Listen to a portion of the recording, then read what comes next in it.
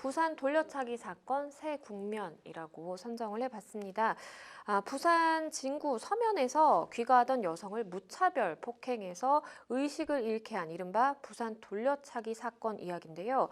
정말 소름 끼치게 무서운 사건입니다. CCTV 영상이 공개가 돼서 많은 분들이 보셨을 것 같은데 그때 당시에 정말 CCTV 너무 충격적이었어요. 그렇습니다. 5월 22일 부산에서 일어난 사건이었죠. 그런데 이 사건이 굉장히 많은 사람들에게 충격을 준 이유는 크게 두 가지라고 볼 수 있겠습니다. 사건 개요를 먼저 살펴보면 20대 여성이 새벽에 오피스텔로 귀가를 해서 네. 오피스텔 바깥이 아니라 이른바 공동현관이라고 하죠. 엘리베이터를 기다리고 있는데 그렇죠. 한 남성이 다가와서 이 여성의 머리를 이른바 돌려차기로 가격을 했습니다. 이것만으로도 굉장히 충격이 컸겠죠. 그런데 이 그렇죠. 기절한 여성, 쓰러진 여성을 이후에도 계속 폭행했고 지금 화면을 보시면 의식을 잃은 것을 확인한 뒤, 즉 기절한 것을 확인한 뒤 이 여성을 사각지대로 데려갔습니다. 네. 한 7분에서 8분 정도는 지금의 CCTV에 담기지 않았고요. 이후에 이 남성이 소지품을 챙겨서 사라진 모습까지가 CCTV에 찍혔습니다. 네. 그런데 우리가 이른 새벽이나 아침에 여성들 출퇴근 때문에 혹은 야근하고 오는 여성들이 오피스텔 귀가하는데 그렇죠. 이런 일이 있었다라는 게 너무나 충격적인 것이 하나 있었고 두 번째로는 이 남성과 이 여성이 그럼 평소에 알던 사이냐, 예를 들면 뭐 보복 범죄냐, 그것도 아니었다라는 거죠. 일단 CCTV라던가 판결문에 따르면 이 남성이 같은 날 새벽 5시쯤에 이 여성이 버스킹 마치고 귀가하던 길에 딱 마주쳤다고 해요. 근데 기분이 나빴다. 왜냐? 이 여성이 째려봐서. 그래서 따라가서 이렇게 범행을 저질렀다고 하는데 이게 상식적으로 도저히 이해할 수 없는 그렇죠. 그래서 이제 이른바 묻지마 범죄의 한 유형이라는 분석이 나오고 있습니다. 그런데 다만 이 묻지마 범죄에 대해서는 제가 나중에 용어 설명을 드릴 텐데 일단 조금 이해하기 쉽게 언론에서는 이런 것을 하고 있는데요. 어쨌든 A씨가 빠져나간 뒤에 이 여성은 주민들의 신고에 의해서 병원으로 옮겨졌는데 피해가 굉장히 큰 것으로 전해지고 있죠. 8주 이상의 치료가 필요한 말하자면 두 개의 출혈이 있었었고 가장 당시에 우려됐던 부분은 오른쪽 발목에 마비가 왔는데 당시 진단으로는 영구 장애가 우려되는 상황이었다고 합니다. A씨가 도주 후에 본인의 여자친구 집에 숨어 있다가 검찰의 이제 추적과 검경의 추적으로 검거는 됐는데 전과 사범이었고요. 복역하다 출소한 지 석 달째 만에 이런 범죄를 저지른 것으로 드러났습니다. 네, 평론가님 말씀해 주신 것처럼 그 두 가지의 포인트에서 정말 많은 분들이 충격을 받으셨던 것 같고 저 역시도 두 사람이 이렇게 일면식도 없는 사이였을 줄은 정말 몰랐거든요. 그런데 이렇게 처음 보는 여성의 기분 나쁘다라는 이유로 이렇게 따라가서 무차별 폭행을 했습니다. 이 남성 전직 경호원으로 지금 알려지고 있습니다. 1심에서 징역 12년 선고받았는데요. 법원이 어떻게 판단을 했을까요?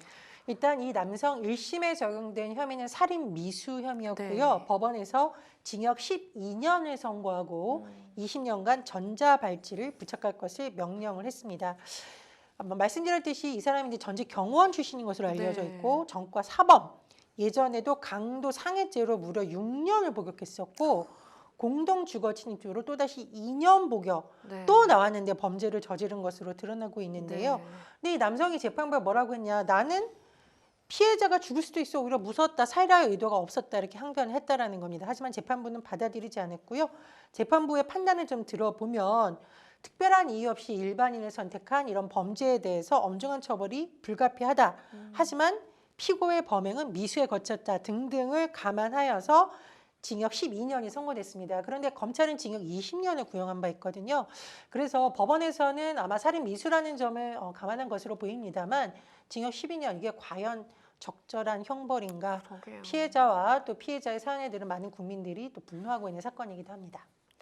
정말 전혀 알지도 못하는 이 처음 본 남성에게 정신을 잃도록 맞고 7분이라는 시간 동안 무슨 일을 당한지도 모르는 이 여성의 고통 정말 이루 말할 수 없을 것 같다라는 생각이 드는데요. 이 피해자 여성 계속해서 극심한 불안을 호소하고 있어요. 이 여성이 온라인 커뮤니티에 이런 글을 올렸습니다. 12년 뒤에 저는 죽습니다. 이 말은 뭐냐면 이 남성이 일단 1심에서 징역 12년을 선고받았는데 만약 이것이 그대로 유지된다라고 하더라도 만약 이 여성이 20대 여성으로만 알려져 있죠. 20살이에요. 32살의 이 남자가 출소를 하는데 본인에 대한 신원 정보가 누출될 것에 대한 두려움, 보복에 대한 두려움 등 여러 가지 있을 거고요. 또 여러 가지 단계에 있어서 이 피해자 지원에 있어서 문제점이 나타나고 있습니다. 예를 들면은 이 가해자가 나 출소하면 복수할까라는 말을 전해 들었으니 얼마나 무섭겠습니까? 그러니까요. 그리고 피해를 당한 이후에 법원에서 판결에 이르기까지 본인에게 도대체 어떤 일이 일어났고 이 남자는 누구시고 이거에 대한 정보 전달도 제대로 안 됐다라는 겁니다. 네. 그리고 심각한 문제가 있어요. 이게 이제 경찰에서 검찰로 이제 법원으로 넘어가는 단계인데 피해자는 그동안 계속 정신적, 유체적 고통을 겪고 있잖아요. 그런데 지원 시스템이 그때마다 뚝뚝 끊긴다라는 겁니다. 즉 시스템에 의해서 이 피해자가 보호받는 것이 아니라 본인이 검색해서 하거나 또 본인이 이 방법을 알아봐야 되고 무엇보다 아니 내 사건은 도대체 어떻게 진행되고 있는지 알 수 있는 방법이 없었다라는 겁니다. 또 하나 이 이제 제가 한번 짚어보고 변호사님께도 여쭤보는데 이런 사건은 국선 변호사를 선임하는 것도 쉽지 않았다. 그래서 아마 국선 변호사를 통해서 사건 초기에 대응하는 이런도 시간을 놓친 것이 아니냐 이런 안타까운 사연이 있고요. 결국은 어떻게 했느냐 이분이 형사로는 도저히 어렵겠다 해서 민사소송을 제기한 겁니다. 그래서 가해자를 대상으로 민사소송을 제기하고서 여러 가지 자료를 그제야 법원으로서 받을 수 있다라고 하는 건데 민사소송하면 또 문제가 있죠.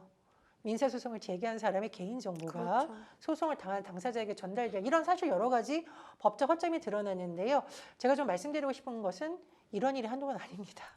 뉴스를 보시면 알겠지만 형사 과정에서도 피해자의 어떤 신원 정보가 유출이 돼서 문제가 된 경우도 있었고요. 이렇게 민사 소송을 하는데 성범죄와 관련된 부분인데 왜 이 피해자의 신원 정보가 가해자의 변호인단을 통해서 가해자에 넘어가야 되냐 여러 가지 허점이 이미 지적이 된 바 있기 때문에 이런 부분에 대해서 많은 좀 우리가 생각해볼 문제인 것 같습니다.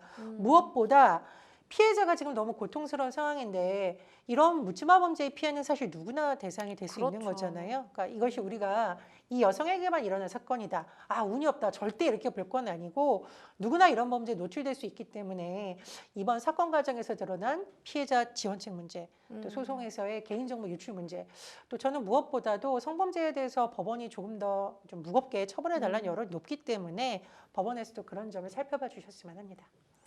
네, 사실 형사 사건의 피해자 보호에 대한 문제는 계속해서 뭐 지적이 되고 있는 상황이죠. 그런데 이제 우리가 피해자 보호에 대한 그 초점을 맞춰서 논의를 시작한 게 너무 얼마 되지 않은 것 맞습니다. 같아요. 그래서 과거에는 사실은 상상할 수도 없을 정도로 뭐 성범죄 피해자든 어떤 피해자든 정말 법정으로 불러와가지고 대면하게 시키고 뭐 증인으로 부르고 이런 경우도 굉장히 많았고 그런데 이제 그나마 요즘에 이제 나아진 게 뭐 이렇게 뭐 차막을 한다라든지 비공개로 마주치지 않게 한다라든지 뭐 이런 것들이 법적으로 생기고는 있지만 여전히 참 많이 부족하다라는 생각이 듭니다. 그런데 저는 정말 들으면서 너무 섬뜩한 게 이 가해자 남성, 피해 여성에 대한 보복을 예고하고 있어요. 그렇습니다. 이제 재판이 이제 거의 다 다가왔을 무렵에 피해자가 어떤 소식을 전해드렸냐면 이 가해자가 아, 나 나가면 보복할 거야. 더 무서운 거는 자기 거기서 범행을 저질렀던 그 장소를 정확하게 기억하고 있고 주소, 그쵸. 이름 계속 중얼거리면서 잊어먹지 않도록 외우고 있더라는 겁니다. 피해자 입장에서는 이 사람이 법원에서 판결 받는다고 끝난 것이 아니라 출소 이후에 아 나를 찾아내서 또 보복을 하는 거 아니야? 라는 두려움을 가질 수밖에 없는 거고요. 그렇다 보니 온라인 커뮤니티에 12년 후에 저는 죽을 수도 있습니다. 라는 불안감을 대중들에게 호소한 것 같습니다.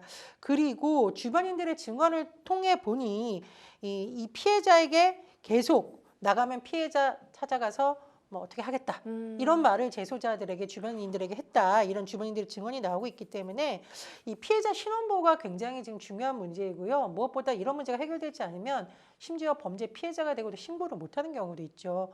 또 뭐 변호사님 잘 아시겠지만 말도 안 되게 너무 피해자가 지쳐서 합의를 해주는 경우도 있습니다. 그래서 이런 문제는 성범죄 피해 예방을 위해서도 반드시 필요한 부분이라고 우리가 짚어봐야겠습니다.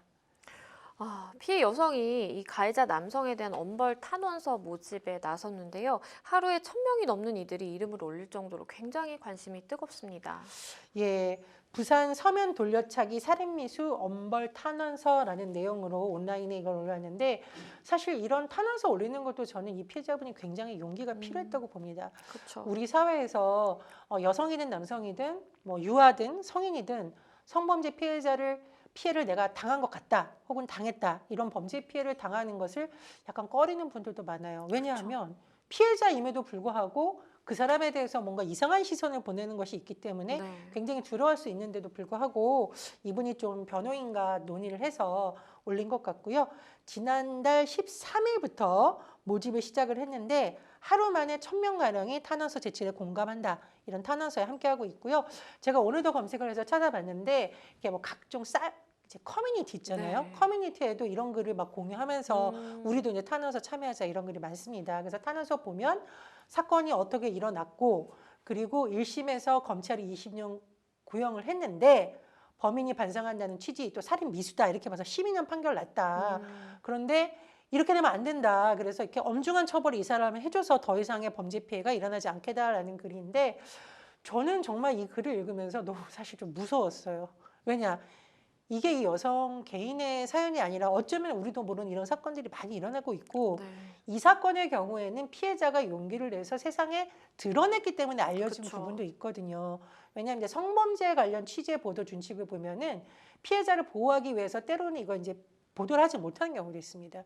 근데 여성 같은 경우에는 자기가 그 보도된 기사를 보고 적극적으로 응했고 또 온라인에서 이런 글을 올리면서 알려졌는데요. 어쨌든 좀 많은 분들이 동참을 한다면 법원의 어떤 판단에도 영향을 미치고 우리가 가끔은 너무 중요하지만 잊고 있었던 문제를 또 다시 한번 환기시키는 데 도움이 되지 않을까 싶습니다.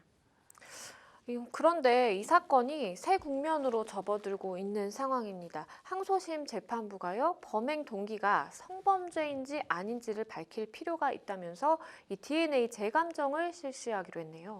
그렇습니다. 1심 판결은 지난해 10월 났고 네. 이것이 이제 항소심으로 넘어간 상황입니다.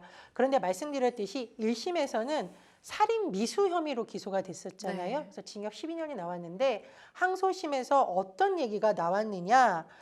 피해자 측과 검찰 측이 주장을 한 겁니다. CCTV에 찍히지 않은 7분간 성범죄가 일어났을 가능성을 배제해 없으니 DNA 분석 등이 필요하다라는 겁니다.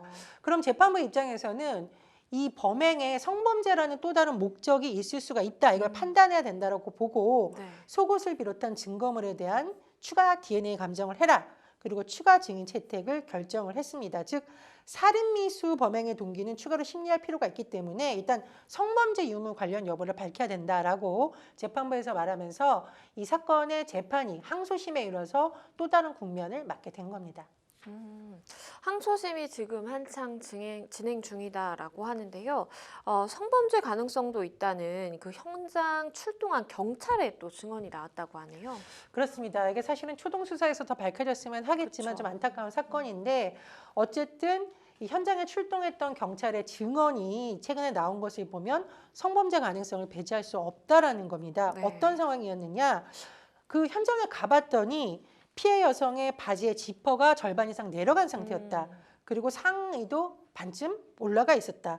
피해자의 이제 살이 너무 많이 보여서 경찰들이 좀 이렇게 바지 앞단 정리해 줬다라고 하는데 저는 조금 개인적으로 안타까운 부분은 이렇게 정리해 주시는 건 아마 이제 여성의 몸이 드러나 있으니까 아유 빨리 덮어줘야 되겠지만 사실은 그것보다는 DNA 채취를 더 빨리 했더라면 하는 좀 아쉬움이 많이 남고요. 그리고 이제 친언니가 이 본인의 동생이 병원에 이송하는 과정에서 보니까 바지 안에 속옷이 내려갔더라. 근데 이제 이 여성은 머리를 가격한 뒤에 쓰러졌는데 본인이 더군다나 바지에 속옷을 내렸을 가능성이 없기 그쵸. 때문에 누군가가 성범죄를 저질렀을 가능성이 높다라는 것이 지금 현장에 출동한 경찰관의 증언, 또 당시에 병원 상황을 지켜봤던 언니 등의 증언을 통해서 된 거고요. 말씀해 드렸듯이 항소심 재판부도 성범죄 가능성을 위한 범행 동기를 설명해야 되기 때문에 DNA 추가 조사를 명령을 한 겁니다. 이 사라진 7분의 시간 동안 어떤 일이 과연 벌어졌는지 무엇보다 명백하게 좀 밝히는 게 필요해 보이는데 이게 참 쉬운 일은 아니다라는 생각도 들고요. 예, 그런데 이제 다른 언론 보도를 보면 이 가해 남성이 범죄를 저지르고 여자친구 집에 숨어 있다가 검거가 됐어요. 그런데 어떤 내용을 인터넷에 검색해 봤느냐? 뭐 부산 성폭행 미수 사건 이런 식으로 성폭행 관련된 검색어가 있었다라고 하면서 수사기관이 아 이거 성범죄 처음부터 저지를 목적이 있었던 거 아니냐라는 의심하는 또 다른 계기가 있다라는 보도가 나온 바가 그러네요. 있고요. 두 번째로 아까 말씀드렸듯이 머리를 가격당해서 기절했던 여성의 속옷이 어떻게 저절로 내려가겠습니까? 경찰도 봤더니 바지에 지퍼가 내려가 있었다. 근데 한번 생각해 보시면 의식을 완전히 잃은 여성이 자기 바지에 지퍼를 내릴 가능성은 사실 전무하다고 봐야 그렇죠. 되고 누군가가 내렸다는 건데 그렇다면은 이 남성이 머리를 가격한 후에 7분 동안 CCTV 사각지대에서 성범죄를 일으켰을 가능성이 매우 높다라는 거죠. 그렇겠죠. 그렇다면 이 부분에 대해서는 반드시 규명이 돼야 되는 거고요. 음. 무엇보다 피해자가 용기를 내서 나에게 무슨 일이 있었는지 내가 알아야겠다. 그리고 만약에 더 나쁜 일이 있었다면 그에 대해서 엄중하게 처벌해 달라라고 호소하는 거기 때문에 이 부분은 반드시 밝혀져야 되는 건데 사실 좀 쉬울까라는 아쉬움이 있고요. 제가 거듭 말씀드리는데 초동 수사 단계에서 좀 그쵸. 이런 부분에 맞아요. 대해서 뭐 몸에 남아있는 DNA라던가 옷가지에 남아있는 DNA라던가 이런 걸 조금 더 빨리 했더라면 더 좋지 않았을까 싶은데 그거는 왜냐하면 이제 이송하는 과정에서 오염이 될 수도 있고요. 또 그쵸. 뭐 옷에 경찰관의 지문이 묻는 문제도 있을 그쵸. 수 있고 물론 이제 장갑을 착용하셨겠습니다만 그래서 이런 부분에 조금 아쉬움이 있는데 어쨌든 경찰관분들 입장에서는 빨리 호송해야 된다라는 그런 마음에서 하셨겠지만 이번 일을 계기로 이런 관련 사건의 초동 수사 때 경찰분들이 이런 점도 염두에 뒀으면 좋겠다라는 생각이 듭니다.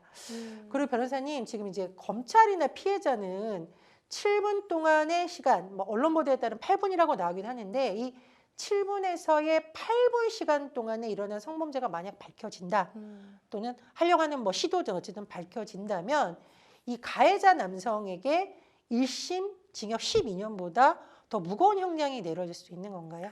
그렇죠. 왜냐하면 법정형으로만 보더라도 살인죄 같은 경우에는 무기 또는 5년 이상의 징역입니다. 그런데 살인죄가 성립을 한 게 아니고 살인 미수잖아요. 미수 같은 경우에는 또 감경이 되거든요. 그런데 이제 강간상해라든지 아니면 내가 강간 살인의 목적을 가지고 있었는데 그게 미수에 이른 거라든지 그런 경우에는 무기 또는 7년 이상이기 때문에 법정형도 훨씬 높고요. 그리고 법원에서 판단하는 그 양형 기준 자체도 높습니다. 그렇기 때문에 사실은 만약에 이제 성범죄 부분이 어느 정도 DNA가 만약에 채취가 된다라든지 아니면 사실 증언만으로도 증언의 신빙성이 높다라고 한다면 충분히 또 가능한 여지도 있거든요. 그렇기 때문에 만약에 성범죄까지 같이 인정이 된다. 이 남성은 12년이 훨씬 지나야 세상 밖으로 나오게 되는 그런 상황이 생길 수도 있습니다. 앞서서도 말씀해 주셨을 때 이제 묻지마 범죄 언급을 해주셨는데 이런 끔찍한 범죄를 막으려면 우리가 도대체 어떤 노력을 해야 될까요? 예, 사실 묻지마 범죄라는 용어는 공식적인 용어는 아니고요. 그냥 예를 들면 뭐 복수 관계라든가 아니면 금전 관계라든가 치정 관계라든가 보통 이런 데서 일어나는 범죄가 아니라 무작위로 범죄 대상을 정해서 한다. 그리고 다음 범죄 대상을 고를 때도 특별한 이유 없이 그렇죠. 무작위로 고를 수도 있다라는 것을 언론에서 쓰다 보니 묻지마 범죄가 된 건데 사실 이 묻지마 범죄라는 용어가 너무 범죄를 이렇게 희화시키거나 그런다고 하는 지적도 있었고 공식적인 용어부터 검찰이나 경찰에서 정립이 되어 있어야 이것이 맞아요. 이제 재판 과정이나 수사 과정에서 여러 가지 매뉴얼들 만들어지는 거 아니냐 이런 지적이 있었습니다. 그래서 작년에 경찰에서 용어를 이상동기 범죄라고 지금 용어를 쓰고 있고요. 네. 사실 이제 범죄 예방책은 사실 우리가 여러 가지 측면에서 생각해 볼 필요가 있는데 일단 이상동기 범죄 징후, 이상동기 범죄에 관해서 한번 살펴보겠습니다. 첫 번째로는 당연히 이제 행정이나 법적인 영역에서는 치안과 관련된 부분이 여러 가지 마련되어야겠죠. 제가 예전에 이른바 그 연달아 성범죄가 일어난 지역에 현장에 가본 적이 있습니다. 네. 이 경찰 전문가 분과 갔는데 이 마을의 특징이 뭐냐면 CCTV가 거의 작동을 안 합니다. 해도 골목길에 있는 CCTV가 너무 노후화돼서 범인의 얼굴을 식별할 수가 없을 정도인데 범인이 이 동네가 이런 동네인 걸 알고 있었어요. 그리고 왜 이 사람들이 이 마을이 주로 성범죄 대상이 됐냐면 노후된 주택에 예전에 보면 나무로 이렇게 테두리가 있는 창문 있죠. 네. 이렇게 넣어서 열쇠를 돌리는 네. 거. 이게 노후화되면 어떤 일이 일어나냐면 망치로 치가마자 툭 떨어집니다. 아. 그리고 그 사이로 사람이 들어갈 수가 있어요. 그러니까 이 범행을 하려는 사람이 이 동네를 물색해 보니 범행 지르기도 너무 쉽고 그렇죠. 도주에도 잘 안 찍히고 이런 것이 있거든요. 그래서 사실은 범죄 예방도 지금이 너무 양극화돼 있다라는 것이 있는데 범죄 예방은 좀 국가적 차원에서 할 필요가 있다 이런 생각이 들고요. 두 번째로 이 이상동기 범죄는 정신보건학적과 치안적이 같이 맞물려야 됩니다. 왜냐하면 이런 징후를 보일 수 있는 사람들이 앞으로 많아질 수 있다라고 하는데 왜냐하면 이 범죄가 굉장히 사회적으로 뭔가 격리되어 있거나 내가 무시되어 있어 보복되었다라는 이런 것이 응축되면 이런 범죄를 발현될 가능성이 높기 때문에 이런 부분에 대한 뭐 관리라든가 교육이 필요하다라는 의견이 또 하나 있고요. 무엇보다 중요한 것은 이제 피해자 지원 대책이겠죠. 물론 뭐 법무부도 그렇고 여성가족부도 그렇고 범부처에서 이런 문제가 늘 논의가 되긴 합니다만 이번 사건에서 일어난 여성의 얘기만 들어봐도 과연 이게 작동이 되고 있는가, 제도만 있는 건 아닌가라는 굉장히 좀 우려스러운 부분이 있습니다. 그리고 국선 변호사 문제를 비롯해서 당장 조력을 받을 수 있는 부분에 있어서도 체계적인 정비가 반드시 필요할 것으로 보입니다.